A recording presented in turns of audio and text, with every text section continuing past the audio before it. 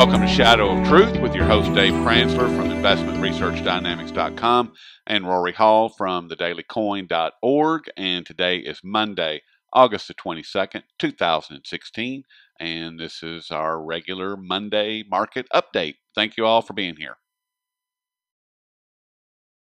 What's going on in these three places, especially in light of what's the United States and their arrogance and trying to create these different scenarios where we're the good guy and they're the bad guy, and the rest of the world is looking at it going, that's not true.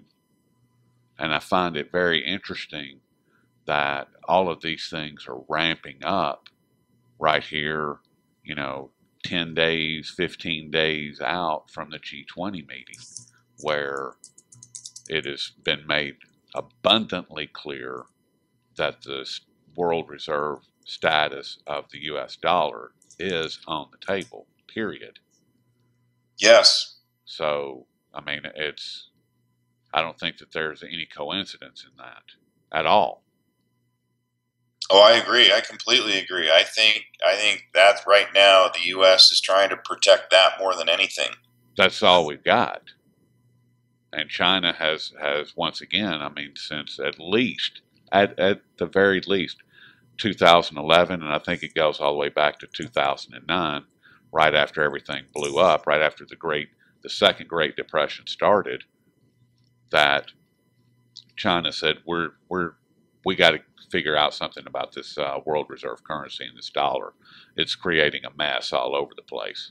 And the IMF at that time pushed back, and then in 2011, I think they came back and said, well, maybe you're right. And so I find it interesting that you have all of these different wars, this world war going on that's ramping up in three different locations in light of all of that that's going on that's already on the table. It's on the table, period. So, and as far as what you were saying, Dave, China and Iran working together with Russia in Syria, that is, to me, that's the biggest piece, because now you have three massive powers around the world that are united against the United States. And all four of these countries, the United States, Russia, China, and Iran, all have nuclear weapons. Iran may not have any that are on the balance sheet, but I would be willing to bet that there would be plenty, all that they wanted, coming out of Russia or China, as soon as they said, yeah, we'll take a couple. May be wrong in that, but time will tell. No, I agree. I think underneath the cover of the reality TV presidential election campaign going on in the United States, and under the cover of all this anti-Russian and anti-China propaganda going on, I do think that there's, the U.S. is resisting this movement by the Eastern Hemisphere to get rid of the dollar. I think that's what it's all about. Right, I agree. And I've always said that, at the end of the day, I would bet that the U.S. would rather fling nukes and risk everyone's life than give up the power that the dollar reserve currency gives them. And I've also said that if it ever came down to the point at which the U.S. was forced to open up the Fed's vaults and show everyone the gold, that they would rather fling nukes than open up those vaults and show the truth. I think that I have to agree with that. I wasn't exactly on board with that whole idea before, but I think that I see the light, as it were. I think that is an absolute reality, that they would begin pushing buttons and sending ICBMs around the world prior to opening up those doors and revealing the dust that lies within. Because I don't think there's a brick one or a coin one or ounce one in that we can look at and go, yeah, that belongs to the American people. I just don't think it. I don't think there is any. Yep, I agree.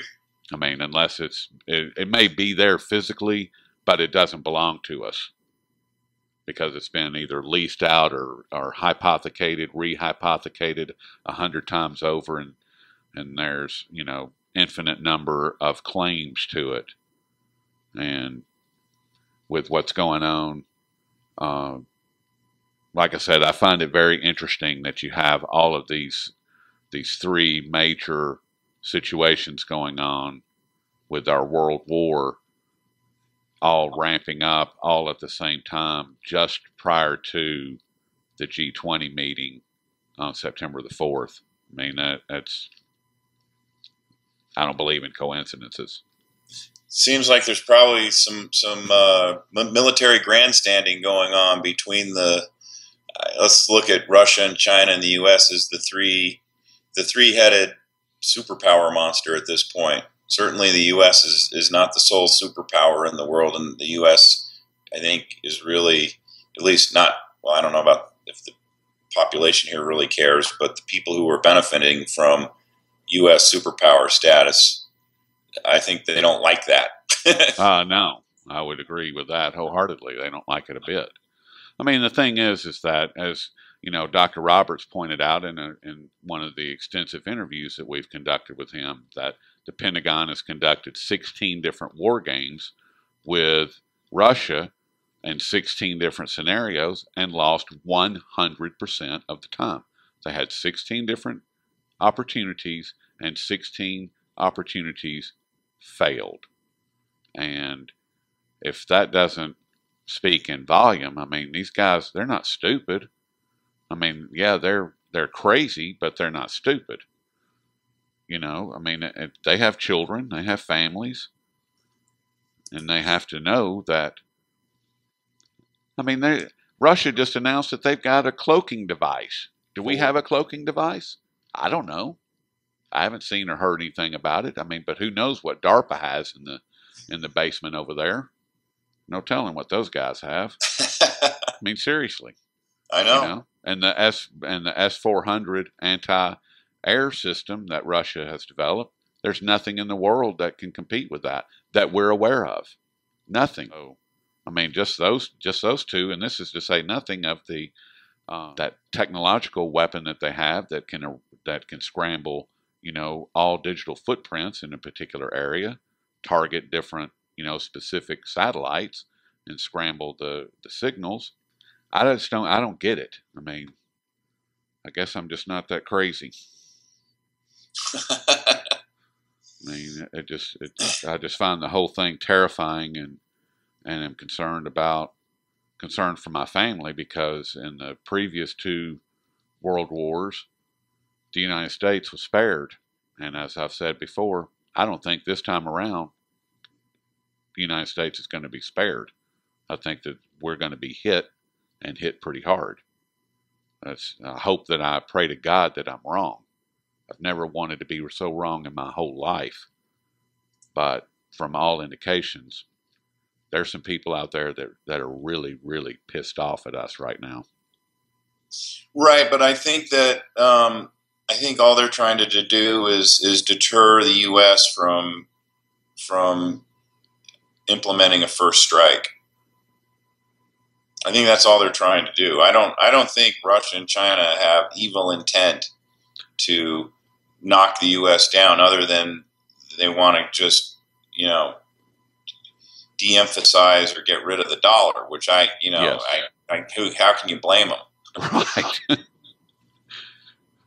So, right. And the U.S. doesn't like that. The people, power corrupts. Absolute power corrupts absolutely. Well, we've seen that the U.S. had absolute power for a period of time across the world, and it became an absolutely corrupt country. It's probably the most corrupt country I've ever heard about or read about. Certainly in our lifetime, it's by far the most corrupt country that's ever been. And the people at the top, and the insiders, names of people we don't even really know or see. You don't hear their names. Occasionally, I hear a name of someone who has heavy influence on the administration. I'm like, oh, I never heard of that guy before. It's usually like some Texas oil real estate guy, or some third generation old money guy, on the East Coast, or obviously Bill Gates and now Jeff Bezos have a lot of influence on the government because of all the money they have. Certainly Warren Buffett does, but we know those names. There's other names that you don't know. These people are just insanely greedy. And look at how insanely greedy Hillary Clinton is just to get into the Oval Office. I mean, she's clearly, she may be, not too far away from her deathbed from the looks of her health, and from the reports we're getting, and from some of the video footage you see of her, and yet, I think she would sacrifice her beloved Chelsea if she had to in order to get into the Oval Office. I mean, that's the addictive allure of power. Don't want it. I am perfectly happy. If you had it, though, I think you would love having it.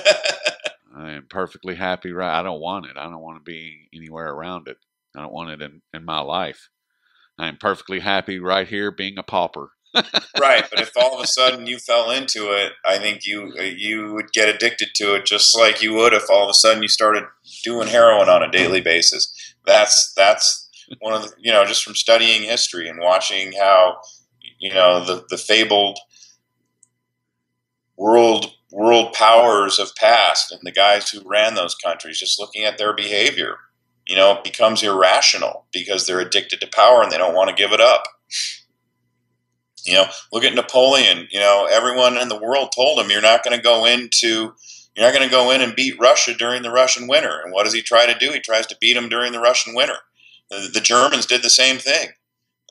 They outmanned and they had better technology than the Russians. They went in there and started the Battle of Stalingrad in the middle of winter, and they got their ass kicked. Which they should have.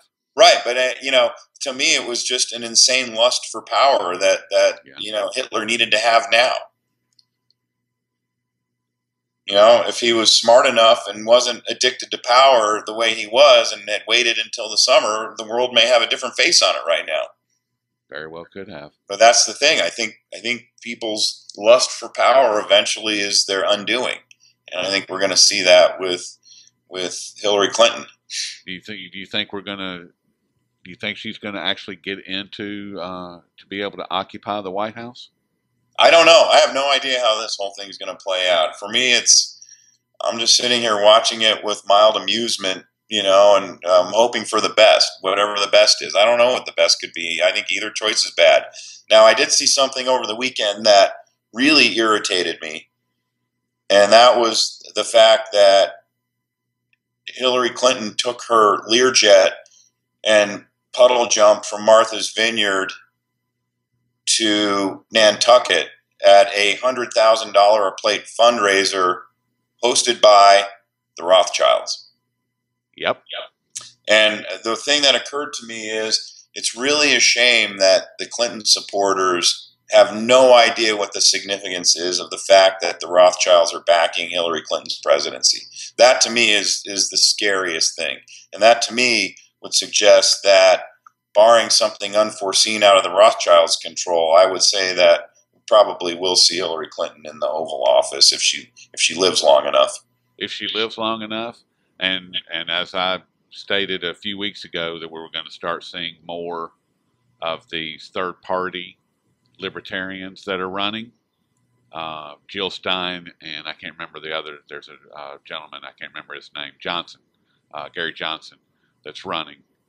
And we're going to start seeing more and more of them in the mainstream media, including this morning.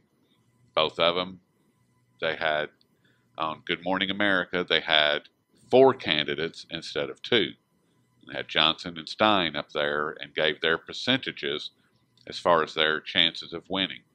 And those 2 are going to be the scapegoat for getting Hillary into Occupy the White House, because the narrative will become that these guys are gaining momentum. They're taking electorate from the Trump camp, and so sorry, Trump, you lose. That's what's going to happen. That's my prediction for the election or selection coming up in November. Yeah, that very well could be. I don't disagree with that. I mean, it's the perfect scenario, you know. So, but well, have we covered enough ground for one day, Dave? I think we have. What do you think? If we cover any more, it's gonna get ugly. Oh, well, it's always good chatting with you, and I guess we'll pick it up on Thursday and see where we're at. Look forward to it. I'm sure there will be a lot of, brown stuff hitting the fan between now and Thursday that we'll get to talk about. I'm sure of that. So, all right, buddy, have a good week, and I will talk to you then. Thanks, you too.